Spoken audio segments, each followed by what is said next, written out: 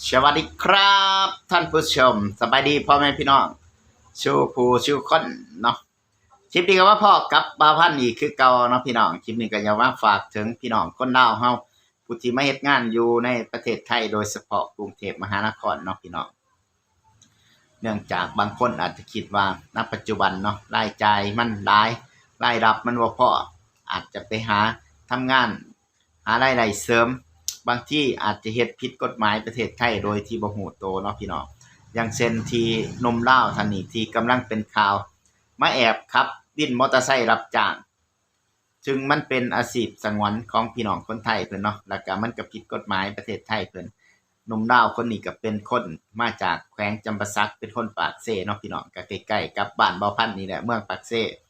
ก็ถือว่าเป็นคนแขวงเดียวกันบ้านเดียวกันเนาะพี่น้องก็คือก็เลยอยากออกมาเตือน พี่น้องคนลาวเขาเนาะกับการที่เฮาอยากจะมีรายได้เสริมเฮาก็ต้องเบิ่งให้มันดีๆว่างานที่เฮาจะเฮ็ดนั่นมันผิดกฎหมายบ่หรือว่ามันไปแย่งอาชีพของพี่น้องคนไทยเพิ่นบ่เนาะอย่างเช่นที่กำลังเป็นข่าวก็คือมีพลเมืองดีเนาะที่เป็นพี่น้องคนไทยเพิ่นก็แจ้งเจ้าหน้าที่ตำรวจไปตรวจสอบเบิ่งวินมอเตอร์ไซค์ว่าซั่นมาครับวินมอเตอร์ไซค์ว่าเป็นคนต่างดาวหรือบ่หรือว่าเป็นคนไทยอีหยัง ซึ่งเจ้าหน้าที่ตำรวจเพิ่นก็บ่ได้นิ่งนอนใจเนาะพี่น้องก็คือลงไปทำงานโดยทันทีตามที่ประชาชนเพิ่นแจ้งมาสิ่งที่เฮาเห็นก็คือตำรวจไทยเฮ็ดงานก็คือสิ่งที่เฮาเห็นตามคลิปตามข่าวนี่ก็คือ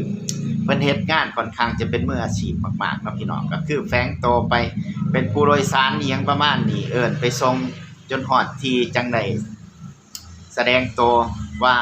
เป็นเจ้าหน้าที่ตำรวจอีหยังประมาณนี้ ก็คือเพิ่นเฮ็ดงานก็เป็นทีมงานเนาะพี่น้องก็เป็นทีมงานก็ไปกันหลายคนอหยังประมาณนี้ก็เฮ็ดก็เฮาเห็นนะบ่าวพันธุ์ก็เพิ่งเคยเห็นเนาะพี่น้องเพิ่นก็ถือว่าก็เป็นมืออาชีพมากๆอหยังประมาณนี้แต่สิ่งที่บ่าวพันธุ์ประทับใจก็คือการที่เพิ่นเข้าจับกุมในครั้งนี้เพิ่นก็แสดงบัตรเจ้าหน้าที่ตำรวจอีหยังคักแหน่ให้กับหนุ่มดาวเบิ่งอีหยังประมาณนี้บัดนี้คำเว้าคำจาที่เฮาได้ยินตามข่าวก็คือกับ บ่ได้มีคำเว้าคำจาที่แบบว่าข่มขู่จังซั้นจังซี้โน่นนี่นั่นหรือว่าเป็นคำเว้าคำจาที่มันรุนแรงอิหยังประมาณนี้สิ่งที่เราเห็นก็มีแต่คำเว้าที่มันดีๆที่เพิ่นแนะนำเราอิหยังประมาณนี้งานประเภทไรอิหยังประเภทไรอิหยังประมาณนี้ที่เราเฮ็ดไรเราเฮ็ดบ่ได้อิหยังประมาณเพิ่นก็แนะนำแล้วก็เพิ่นก็ตักเตือนก็ถือว่าเมื่อเห็นข่าวคลิปเห็นข่าวตำรวจไทย จับหนุ่มลาวครับวินมอเตอร์ไซค์รับจ้างที่มันผิดกฎหมายแล้วบ่าวพันธุ์เห็นแล้วมันก็แสดงถึงน้ำจิตน้ำใจของเพิ่นที่เพิ่นเฮ็ดมาจับมากุมอีหยังหนุ่มลาวแล้วก็เพิ่นก็ยังแนะนำงานที่เฮาเฮ็ดไรงานที่เฮาเฮ็ดบ่ได้อีหยังประมาณนี้ถามว่าผิดกฎหมายบ่ก็ผิดกฎหมายถามว่าเพิ่นจับบ่เพิ่นก็จับแต่ว่าเพิ่นจับไปเพิ่นก็เอาไปเสียค่าปรับเพราะว่าหยังเพราะว่าเฮาเฮ็ดงานผิดประเภทอีหยังประมาณก็คือหนุ่มลาวก็น่าจะได้ไปเสียค่าปรับ เพราะว่าเฮ็ดงานผิดประเภทมันผิดกฎหมายเพิ่นถามว่าเพิ่นจับกลุ่มส่งกลับประเทศบ่อันนี้น่าจะบ่ถึงขนาดนั้นเนาะน่าจะบ่ถึงขนาดนั้นเพราะว่าหนุ่มลาวที่มาขับวินนี่ก็คือมีใบอนุญาตทำงานมีพาสปอร์ตมี MOU อิหยังคักแหน่มีบัตรทำงานอิหยังคักแหน่เพิ่นก็เลยน่าจะปล่อยตัวไปเพราะว่าการที่มาเฮ็ดงานครับ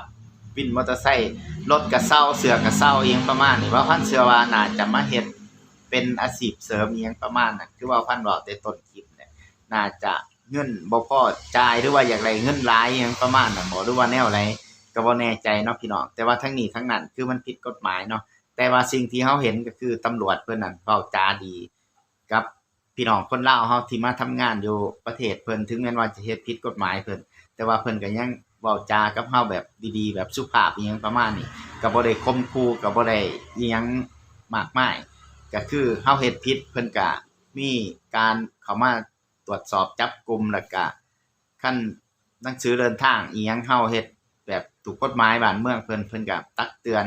ไปเสียค่าค่าปรับอิหยังประมาณนั้นก็ว่ากันไปตามกฎหมายเพิ่นเนาะพี่น้อง สำหรับคลิปนี้ก็ฝากไว้ซ้ำนี้เนาะพี่น้องกันนี่แหละบ่าวพันธุ์ก็อยากฝากเตือนกันเนาะพี่น้องการที่เฮาทำงานทำการอยู่บ้านเพิ่นเมืองเพิ่นพยายามเฮ็ดให้มันถูกมันต้องอีหยังประมาณนี้แหละอย่าเฮ็ดผิดกฎหมายบ้านเมืองเพิ่นเนาะ